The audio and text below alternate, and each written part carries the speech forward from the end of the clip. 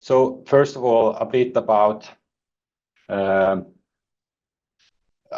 organization. So we are a non-profit NGO. We have currently over 120,000 members, mostly private EV owners that pay a yearly fee to finance us, our work, and they get a lot of benefits back from our organizations, and they also support our work to speed up the transition to electric vehicles. Currently, we have 55 employees based in Oslo, but we have volunteers all over the country. This picture is from one of our national congress in Bergen. Our goal is to electrify transport as fast as possible. So we think Norway and other countries will follow on electric vehicles, replacing diesel and petrol cars. And the technology is much better, but we need it to happen as fast as possible. Just a background about Norway first. We are about 5.5 million people, almost 3 million passenger cars, so high car penetration. And currently, 700,000 of these passenger cars are fully electric. We also have a very high share of renewable, as you see, 89% hydropower, and the rest is wind and some solar. And for the transport sector, the government and the parliament has worked for this goal that by 2025, all passenger cars and light vans should be zero emission, so either fully electric cars or hydrogen. And the policies to support these goals is mostly economic. When you purchase an electric car, you have a very low purchase tax, and you are also exempt for VAT, 25% VAT, up to 500,000 NOK, so it's about 50,000 euros. So you only pay VAT over that 50,000 euros. And so that makes the EVs competitive when you in price when you're buying it. In addition, you also have some benefits driving the car. You have reduced toll roads for electric vehicles compared to what you pay if you drive a petrol or diesel car. 30% discount. Also on all ferries, we have a lot of ferries in Norway. They are also becoming electric. So there you have 50% discount for electric vehicles. And in city areas, you can also drive your electric vehicle in bus lanes, saving time when you commute. So this is the key benefits or incentives, both on national level, but of course also a regional and local level. So a bit more about the purchase taxes. So the first top car here is a petrol or diesel car.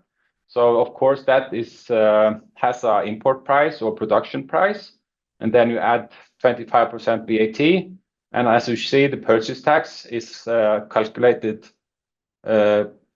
depending on the weight of the car. So bigger cars have higher tax, the CO2 and NOx emissions. So big cars with high emissions, they have a high tax, purchase tax.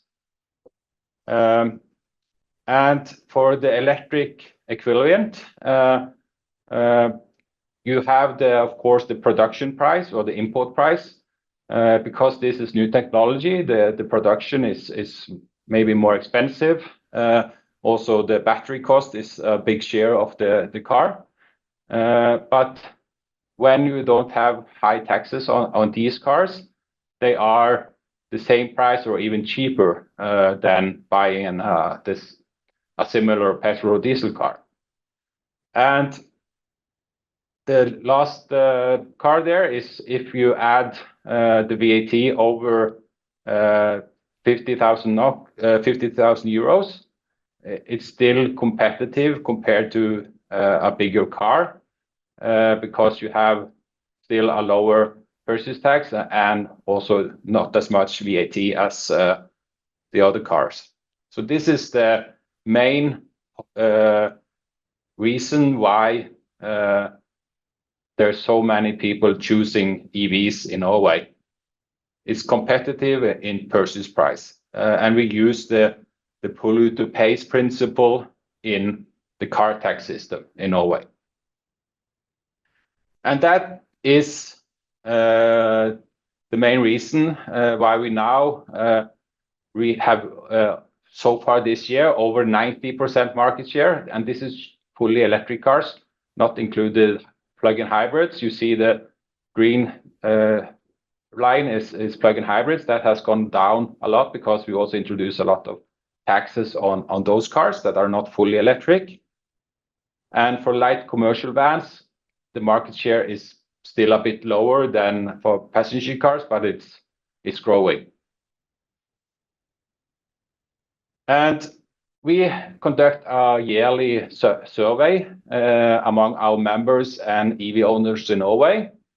Last year, we had 17,000 respondents to this survey, so it's quite comprehensive.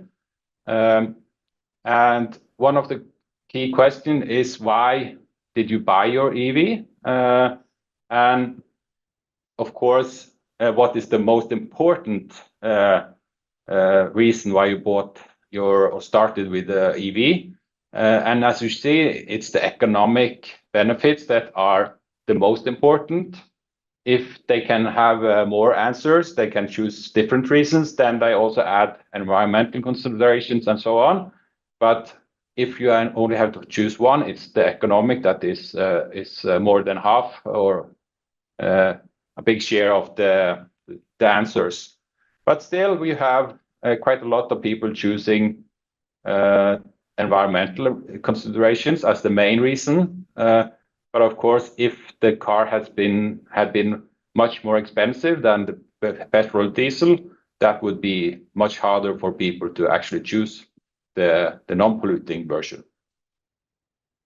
And another reason why the market is growing so fast is also, of course, that we have much more to choose from on the product side or different car models. So when the market share started growing in around 2012, we had 9 different EV models to choose from.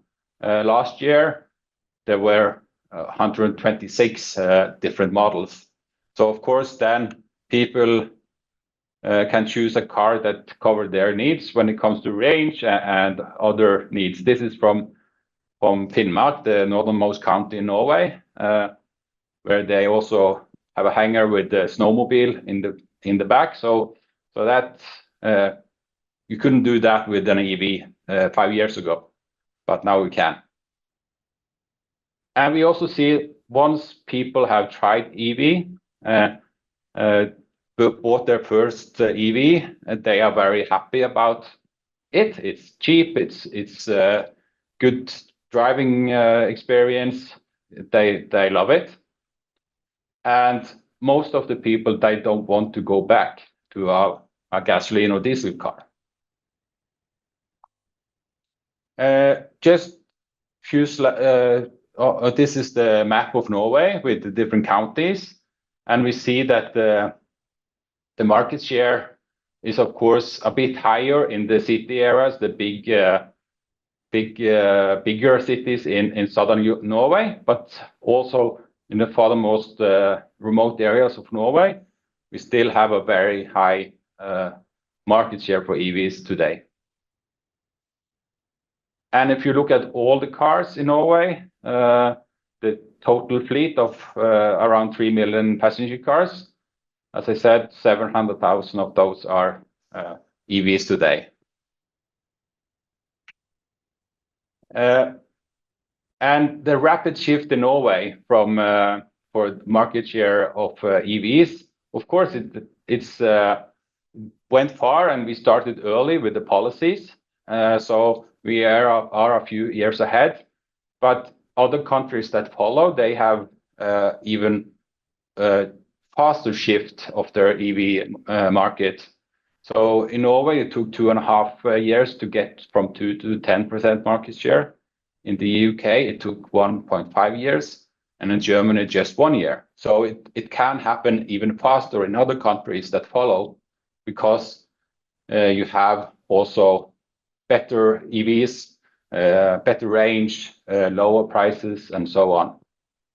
But of course, you still need some policies to get it started. This is the top 10 selling EVs in 2023. Tesla Model Y is dominant. That's the perfect Norwegian four-wheel drive family car. And others have quite a lot of sales, but not as much as Tesla at the moment. But we are not just electrifying passenger cars. Also buses in Oslo, most of the buses are now fully electric. Electric bikes has also had a revolution in Norway. With a lot of hills, we can get around very fast and effectively with the electric bike. We also electrify ferries and the waterways. And now the government also has a goal of electrifying heavy-duty transport by 2030. So we are in the starting phase of that as well. And we still have a lot to do. Even if we reach 100% market share for EVs, passenger cars next year, we will still have all the current existing cars has to be replaced. And we are also more behind on buses and trucks and vans. So we still have a long way to go. But we see that emissions are going down when it comes to passenger cars. But we still have, when we replace the existing cars and vans and trucks, the emissions will also go down. But it takes time. So we need to move as fast as possible, because replacing the whole transport sector will take time. Just a few notes about charging in the end here. So this is me charging on the mountains in Norway with Tesla. So when they open up their network for all vehicles, not just for Tesla, that was also a very big step to make the charging infrastructure better in Norway. But most people in Norway, at least, they live in a house. Only 1/4 of the population lives in an apartment building. So for the people living in houses with their own parking, they charge at home. So they have very easy access to filling up the battery every day. They plug in when they come home and have a full battery the next day. And depending on the range of the car and how long you drive every day, you typically charge at home daily or weekly if you don't drive that much, or you don't or you have a car with a long range. When you see the Never group, under 5% of the Norwegian EV drivers don't have access to charging at home. So most of them have, and that's also the most convenient, easiest, cheapest way to charge your car. But of course, you also want to use your EV to going longer trips. And last year, 64% of the EV owners planned driving their car on holidays with at least one overnight. And then they need fast charging. So most EV owners also do fast charge. You see the Never group is just below 10%, but they do it much more seldom. Most of them less than monthly. So it's Home charging is the bread and milk, and fast charging is more the restaurant visit you do occasionally. But still, with 700,000 EVs, there will be a lot of fast charging as well. So this is a relatively new fast charging station or energy station by the traditional gasoline station chain Circle K. So this new one, when you drive into the station, you have the fast chargers first, then the service station, and you see in the back there's the petrol pumps. So they switch around from going more and more the providing with electricity and fast charging. And the development of fast chargers and HPC, high power chargers, has been growing a lot, mostly commercially. So it's companies that invest in this. It was just in the very beginning that the government had to support the basic infrastructure on main roads and regional roads. After that, it has been a commercial market because we have a lot of EV owners, EVs that there is a demand for fast charging. So then it's easier to also establish chargers that are heavily used. And we see that the orange line here is showing how many EVs share each charger. So when the graph is going down, that's good because then you don't have that much queues. You have better coverage. But we do have some difficulties as well. Of course, Norway is a cold country, at least in winter time. Here, it's not very pleasant to charge when there is a snowstorm. But it's not very pleasant to fill gasoline either, but it takes less time. Also, last year, 53% of the EV owners experience charging queues occasionally or more often. Now, as I showed, they have built a lot more chargers. So we expect that this will go down for this summer or the next year. But still, it's something that we need to be aware of. And maybe the most difficult now is that there's no payment method that everyone can use. You have to download the app for every company or use different payment solutions. But now it will be mandatory to pay with your credit card, but that's just for new chargers. So it will take some time before we can use your card, tap your card anywhere. But this is something other countries should get right from the beginning, because that has been a very unpopular thing about charging, and also slowing down the process of getting more people to choose EVs.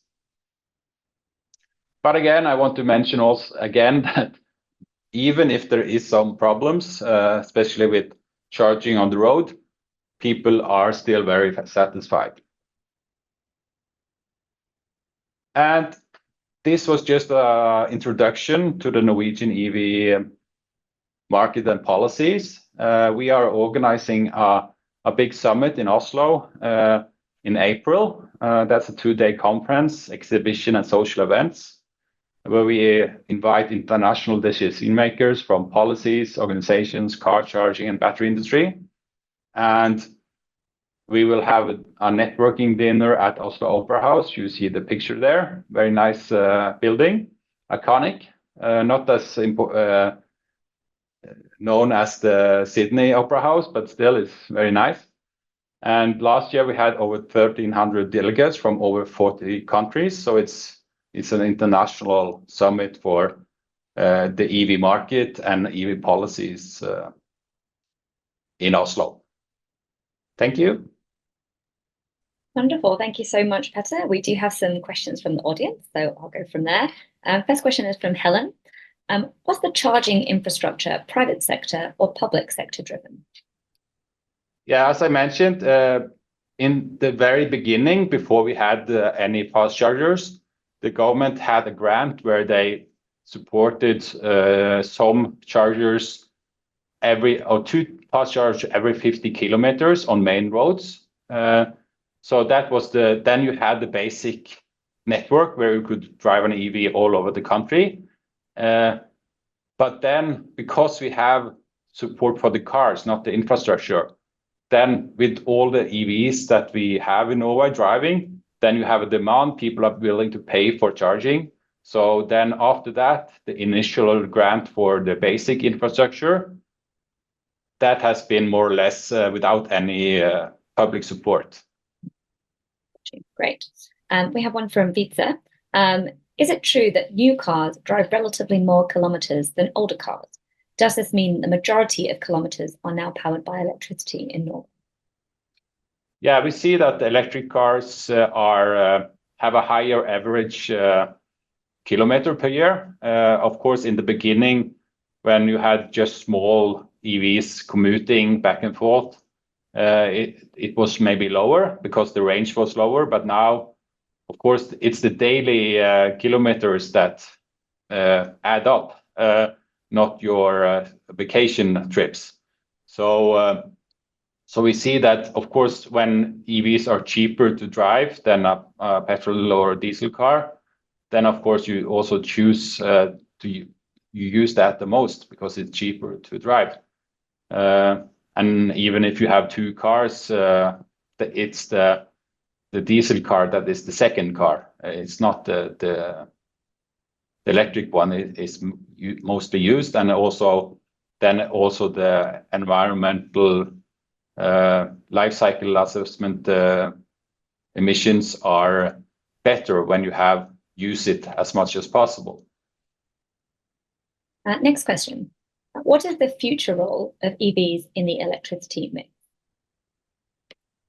Can you repeat that? Sorry. What is the future role of electric vehicles in the electricity mix? Electricity mix. Well, if I understand it correctly, it's the electricity production. So of course, many people think that EVs will be a problem for the electric grid and power electric usage of demand. But there has been calculations that because electric vehicles are so energy efficient, you don't use as much energy as you do with petrol and diesel, because with petrol and diesel, most of the energy in the liquid is waste heat. But for electric vehicles, the electric motor is much more energy efficient. And in Norway, if we're going to replace all cars with fully electric overnight, so 3 million electric cars, that will only use 5% or around 5% of the electricity production or hydropower production in Norway. So it's so efficient that it will not add that much on the demand for electricity. Also, electric vehicles can support the grid, electric grid in many countries, because they are flexible. You can charge them during night when the demand is low. People sleep, so you have the flexibility to charge the car whenever the demand is low or the production is high. If you have solar panels, you can charge your car when the sun is shining and use electricity either for the car, but also actually giving or take electricity from the battery to power your house. So you add EVs and renewable energy production locally is a perfect match. Right, yeah, and that answered the next question that we'd had around the strain on electrification of transport on the electricity grid, so we won't repeat that one. One other question about the cold climate. Does that help with moving to electric vehicles?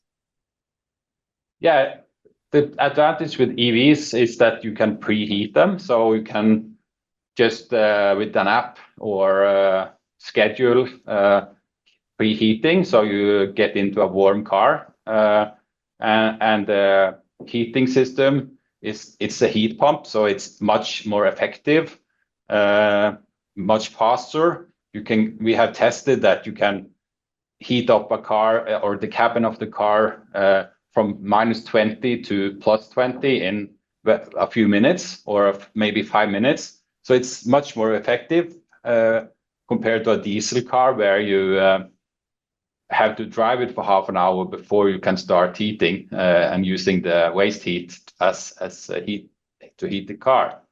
And that's also, of course, valid for hot countries. You can pre-cool the car. Tesla has this dog mode where you can have a preconditioned. You can have the dog in your car and just leave the AC on, even if you're not driving. So there's a lot of advantages with this new technology that maybe many people don't know. Definitely helps with me. I'm based in Hong Kong. We've seen a bit of a shift to electric vehicles with the taxis, but only really in the last year we started seeing changes like that. So I think we've got time for one more question, and then I'll ask you for your little wrap up. Is the country's charging infrastructure good enough yet, or is there still a long way to go?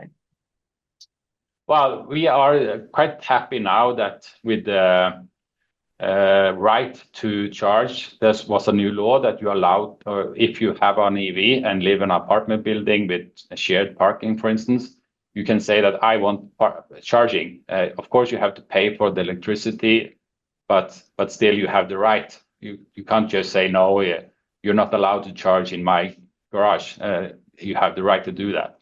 And for fast charging, that's as long as we continue building new chargers with the higher share of EVs on the roads, that's will be fine.